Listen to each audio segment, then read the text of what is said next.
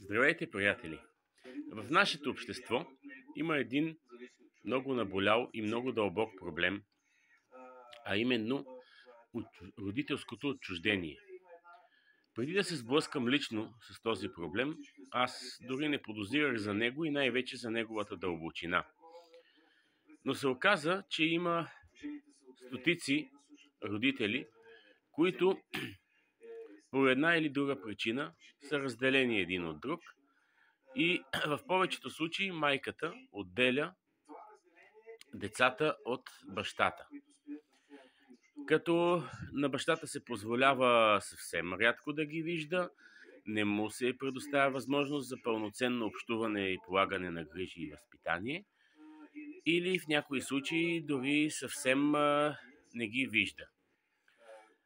Интересното е, че всичките институции, които са създадени в нашата страна за закрила на детето, за закрила от семейно насилие, за подпомагане на семейството, въобще за опазване на обществения ред, по никакъв начин не могат да съдействат на един баща, който иска да се вижда с децата си. Именно поради тази причина би трябвало да се предприемат мерки да бъдат защитени правата на бащата, но не толкова, колкото има нужда да се защитат правата на децата и тяхното емоционално спокойствие и тяхното бъдещо развитие като пълноценни личности. Защото те би трябвало да общуват еднакво както с майката, така и с бащата. Трябва да ви кажа, че съвсем наскоро разбрах какво значи понятието споделено родителство, че в такива случаи родителите си разделят по-равно или приблизително равно времето и отговорностите за децата и по този начин децата по-малко усещат неизбежното отрицателно чувство, което изпитват при раздялата на родителите, които те обичат и двамата. Но може би първо, за да не се стигне до там, би следвало да се предприемат мерки малко по-отрано. Защото когато се стигне до раздялата, вече нещата са не невъзможно, но доста по-трудно обратими.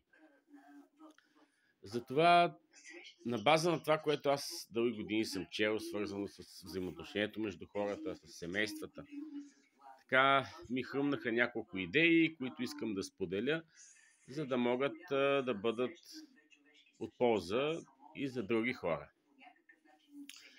Първото нещо, което искам да ви споделя, е една игра за двойки, семейни, с деца или семейства. Не е необходимо дори да има някакво напрежение, къвга, да не се е стигало до раздяла, а просто за разведряване на обстановката между тях, за подобряване на взаимоотношенията, защото дори и най-добрата двойка се оказва, че има някакви явни или дори скрити тлеещи проблеми, които всеки един момент могат да избухнат и да причинят огромни щети, най-вече за децата.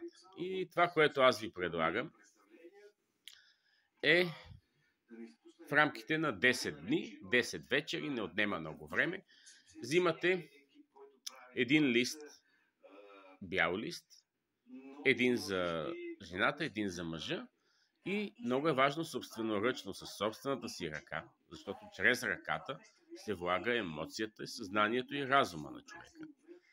Да напишете на листа цифрите от 1 до 10 и най-отгоре да напишете 10 неща, които харесвам в теб. Като условието е всеки ден, вечерта, когато останете насаме, през деня да сте си намислили едно нещо, което харесвате във вашата половинка. И когато се съберете заедно, всеки по-отделно да го напише на листа и да го прочете. Като задължително условие, Ако случайно някой каже, днес не можах да измисля нещо, което харесвам в тебе, на мястото, на което трябва да запише това, което харесва в половинката, да запише така. Днес аз бях толкова лош, че не успях да видя нещо добро в тебе.